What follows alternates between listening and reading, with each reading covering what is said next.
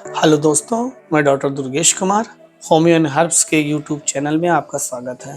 आज एक बहुत ही कॉमन टॉपिक है आजकल की लाइफ में, उसे कहते हैं पीसीओडी या पॉलीसिस्टिक ओवेरियन डिजीज। इन्हें कुछ लोग पीसीओएस या पॉलीसिस्टिक ओवेरियन सिंड्रोम भी कहते हैं। पीसीओडी बहुत ही कॉमन समस्या है। आज की डेट में लगभग 10 से 20% लोग इससे सफ़र कर रहे हैं। इसमें टीनेज गर्ल्स भी प्रभावित हैं और कुछ उम्र की महिलाएं भी प्रभावित हैं। शुरू में इसके कोई भी लक्षण नहीं मिलते, साधारणतः लोगों को पता ही नहीं चलता है।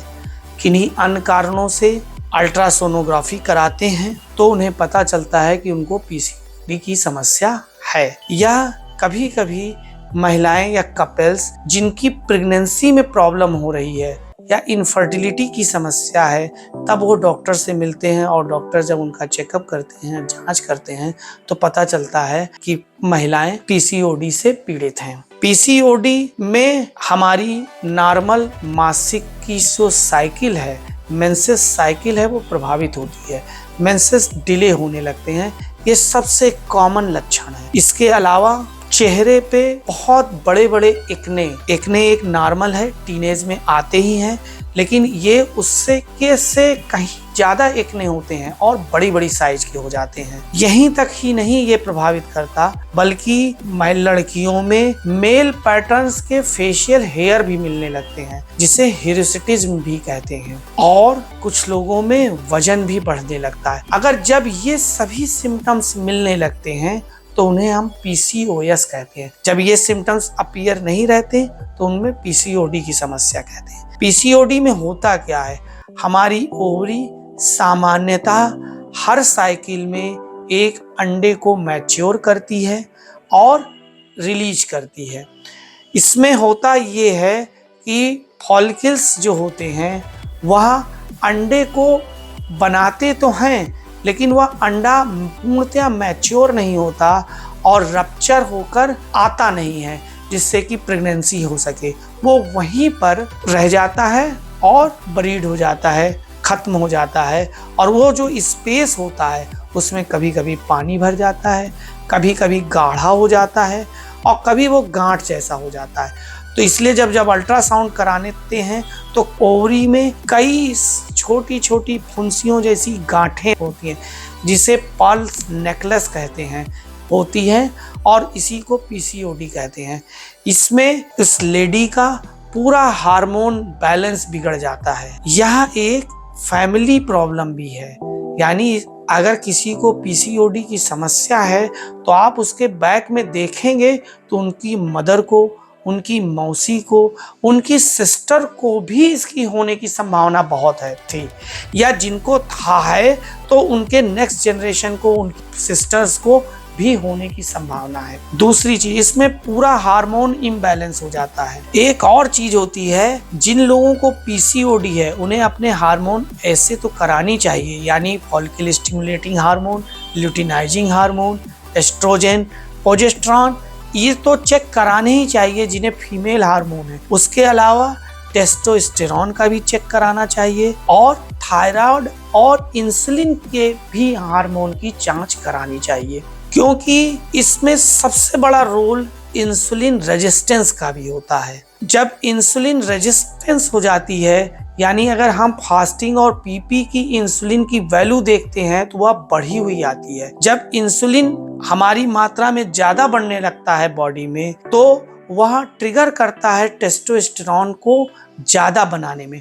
हमारी ओवरी सामान्यतः एस्ट्रोजन और प्रोजेस्टेरॉन हार्मोन का सिक्रीशन करती है, लेकिन बहुत लिटिल अमाउंट में टेस्टोस्टेरोन का भी सिक्रीशन करती है। लेकिन इस इंसुलिन रेजिस्टेंस के कारण, इंसुलिन की अधिकता के कारण यह हार्मोन डिसबैलेंस हो जाता है और टेस्टोस्टेरोन का लेवल बढ़ जाता है। जब यह टेस्टोस्टेरोन का लेवल बढ़ता है तो अन्य हार्मोन का भी संतुलन बिगड़ जाता है। इसकी वजह से हमें फेशियल हेयर भी आने लगते हैं और पूरी साइकिल बिगड़ जाती है। तो जिस किसी को पीसीओडी की समस्या है वो अपना थायराइड और इंसुलिन की भी जांच कराएं। तीसरी चीज, यह बहुत सारी समस्या की जड़ हमारी लाइफ स्टाइल है। हम लोग जो बिल्कुल आराम तलब जीवन जीते हैं, इससे भी पीसीओडी होने की संभावनाएं ज्यादा होती हैं। यानी जिन लोगों को पीसीओडी की समस्या है वो सर्वप्रथम अपने खान पान को बदलें, लो कैलोरी डाइट का सेवन करें। यानी हम जो मैदा या रिफाइंड भोजन कर रहे हैं, पास्ता पिज्जा खा रहे हैं, उनको कम करें। सॉफ्ट ड्रिंक का सेवन तत्काल बंद करें। वेट को रेगुलेट करें, वजन कम करें। वजन कम करेंगे तो इंसुलिन रेजिस्टेंस बेहतर होगी, तो ये हार्मोन चेंजेस बेहतर होंगे। और खाने पीने में फाइबरस डाइट, सिट्रस फ्रूट्स वगैरह बढ़ाएं। एक्सरसाइज बढ़ाएं, एरोबिक एक्सरसाइज करें, चलें। हमें वॉक करनी चाहिए कम से कम 30 से 60 मिनट। ये सब करेंगे तो हमें काफ़ी हेल्प मिलेगी इसको टैकल करने में। अब आते हैं हमारी होम्योपैथिक मेडिसिन।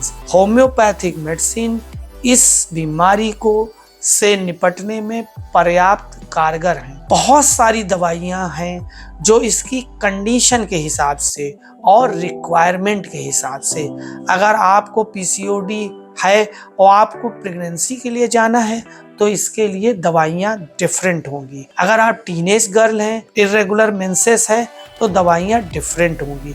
फिर भी कुछ कॉमन दवाइयाँ हैं जो लगभग यूज की जाती हैं सभी केसेस में। उनमें सर्वप्रथम आता है लाइकोपोडियम। लाइकोपोडियम 1 mg की खुराक रोज सुबह खाएं। यह आपको लोअर एब्डोमेन पेन में और गांठों में काफी लाभप्रद होती है। पीसीओडी के केसेस में पेशेंट डॉक्टर के पास भी जाता है तो या तो मेंसेस इर्रेगुलर है या फिर उसे पेन होता है, लोअर एब्डोमेन में पेन फील होता है, उसके लिए डॉक्टर के पास जाता है और फिर जब चेकअप होता है तो पता चलता है पीसीओडी है। तो लोअर एब्डोमेन में पेन होती है, ये उसके लिए बेस्ट मेडिसिन है। 1 mg की खुराक 15 दिन तक डेली खाएंगे, उसके बाद अल्टरनेट डेज करेंगे।